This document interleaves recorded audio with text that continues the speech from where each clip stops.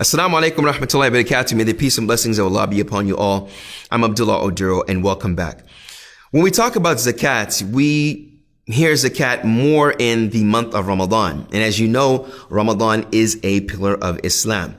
And zakat is a pillar of Islam. So one can be confused. Okay, I hear zakat in the last couple of days of Ramadan, but then I hear zakat as a pillar of Islam that can be paid at any time. The scholars have separated or categorize zakat in two in general. There's a zakat of the body and the zakat of the money or the wealth. The zakat that they're referring to in Ramadan is called zakatul fitr. Zakatul fitr.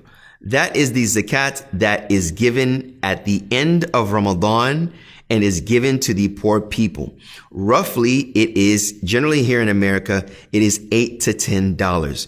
Preferably, if you give the staple food of your locality to any poor individual, any needy person, that is called zakatul fitr. That is where you take a certain amount. And Islamically, it comes to arba'at amdad, which is 4 handfuls of an amount of food, rice, barley, something staple. Or in our time, some scholars even mention taking a meal that is the same value of those 4 handfuls of food, which is roughly in our time $8 to $10. You give that to the poor. That is the zakat of Ramadan. That is tied to a Ramadan, which is obligatory for the Muslim to give. But the pillar of Islam, that is zakat that we are talking about, is the ones where we mention the 4 categories, and you take 2.5% of your surplus wealth if it has reached a certain threshold in time or in amount, depending on the item of zakat from the 4 types that we have talked about. May Allah subhanahu wa ta'ala bless you with clarity